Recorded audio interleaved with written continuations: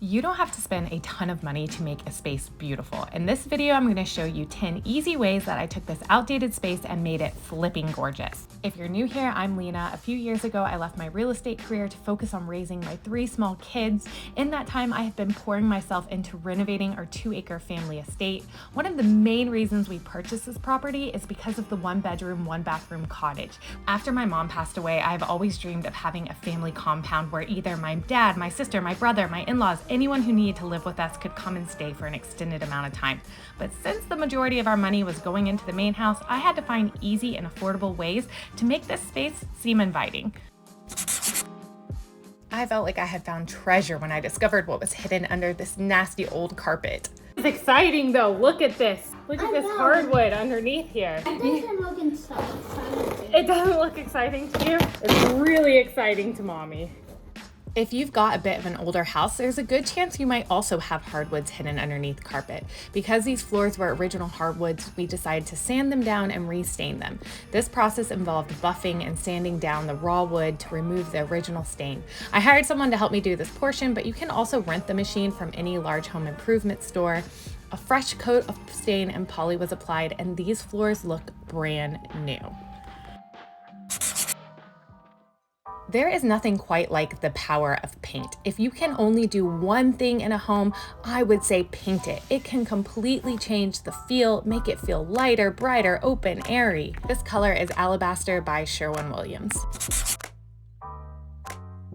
If you've never really taken on a DIY project, I would highly recommend that you start with an accent wall. It's a small space, but it can completely change the feel of a room. I decided to go with a fun peel and stick wallpaper that kind of had the mid-century modern vibe that I wanted to go with. I just ordered this off of Amazon. It was actually the first time I had ever done peel and stick wallpaper. It's definitely helpful to have a second pair of hands just to get everything straightened out and using the small little tool. But again, a little accent wall can totally transform a space.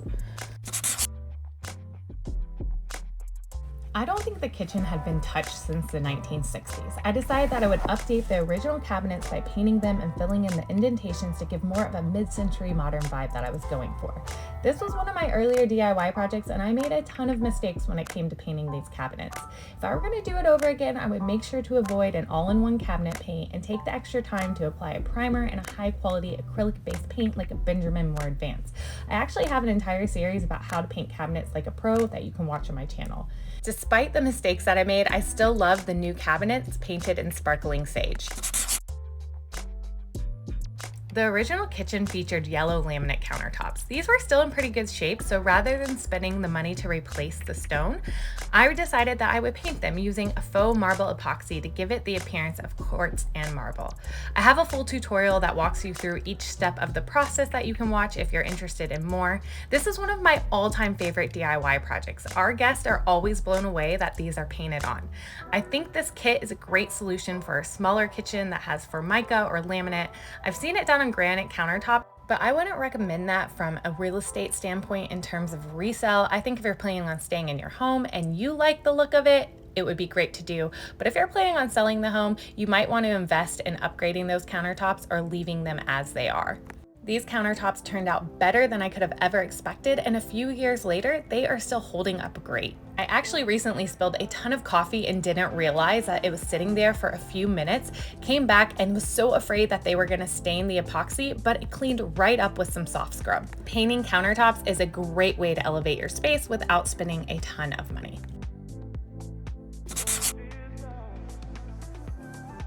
The original kitchen also had this faux copper peel and stick backsplash that was adding to the outdated feel. I simply removed this and replaced it with a subway tile backsplash. I actually wanted to learn how to install tiles, so I chose to use ceramic tiles and purchased a $99 wet saw off of Amazon so I could cut. Subway tile laid in a brick pattern is certainly the easiest shape and pattern to lay for beginners. If you're feeling intimidated by using a saw or having to apply the quick set and grout, there are now peel and stick products available that use real stone. These are an excellent and affordable DIY option.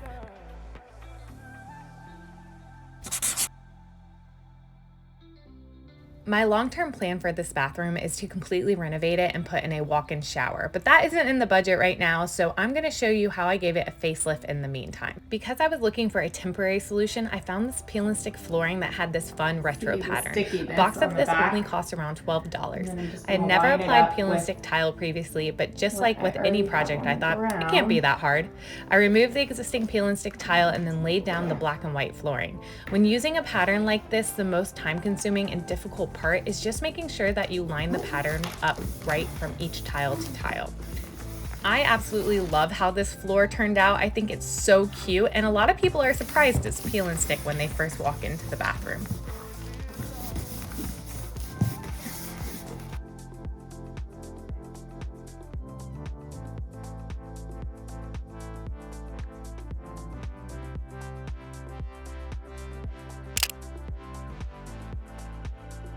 The bathtub had started to discolor over time and look dirty despite any efforts to clean it or bleach it. I started researching tub refinishing kits and I came across this one on Amazon that was water-based and had no harsh odors. This was also the first time I had ever applied anything like this. The kit provided the roller and a brush. Similar to the countertops in the kitchen, I just simply painted it on. The key here is to make sure that the surface is completely drained and dry before applying. 2 coats of this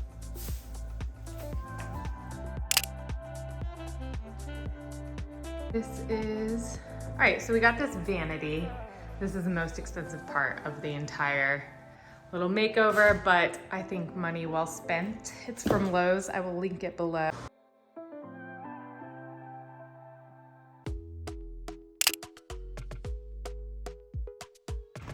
When we purchased the property, the outside of the cottage looked rough. The previous owners had replaced the porch posts but left them unstained. The original paint on the floor was peeling. My hopes for this space was that we were going to be able to replace a few of the broken boards and apply a new coat of stain. However, as we got into it, we realized that the original joists underneath the porch were rotting and no longer structurally safe. We hired a contractor to rebuild this deck and add new railings, but I decided I would paint and stain it to save the additional $1,200. Hopefully you've got a front or a back porch that doesn't require a complete rebuild, but just a fresh coat of stain and paint. Painting the railings white and freshly staining the porch completely updated the curb appeal of the cottage. I also painted the front door a light green using exterior paint. If you want to see more of this project and tips for staining and painting the exterior of a house, you can watch my video here. When we purchased the property, the outside of the cottage looked rough. The previous owners had replaced the porch posts but left them unstained. The original paint on the floor was peeling. My hopes for this space was that we were going to be able to replace a few of the broken boards and apply a new coat of stain. However, as we got into it, we realized that the original joists underneath the porch were rotting and no longer structurally safe. We hired a contractor to rebuild this deck and add new railings, but I decided I would paint and stain it to save the additional $1,200. Now, hopefully you've got a front or a back porch that doesn't require a complete rebuild, but just a fresh coat of stain and paint. Painting the railings white and freshly staining the porch completely updated the curb appeal of the cottage. I also painted the front door a light green using exterior paint. If you want to see more of this project and tips for staining and painting the exterior of a house, you can watch my video here. While the cottage is one of the smallest structures on our property, it has undergone one of the biggest transformations. So let's break down the cost of each of these. In the kitchen, I spent about $1,100 for the paint, countertop kit, new appliances, but it looks like a full kitchen remodel that you would have maybe spent thousands and thousands of dollars on. The tub kit, peel and stick tile, and new vanity and mirror cost just below $500. The vanity was the biggest investment at about $350, but I absolutely love it and it's so worth it. The cost to repair and refinish the existing hardwood floors was around $1,200. To have the brown walls and ceilings in the bedroom and laundry room professionally painted cost me around $900. The total cost to replace the deck was around $8,000. All in, we were able to make over this 950 square foot house for around $12,000. If you enjoyed this video, I think you're gonna really love all the projects we're doing over at the main house, and we are about to take on our biggest renovation yet, which is transforming the upstairs attic into a living space for all of our kids' bedrooms. Thank you for liking and subscribing.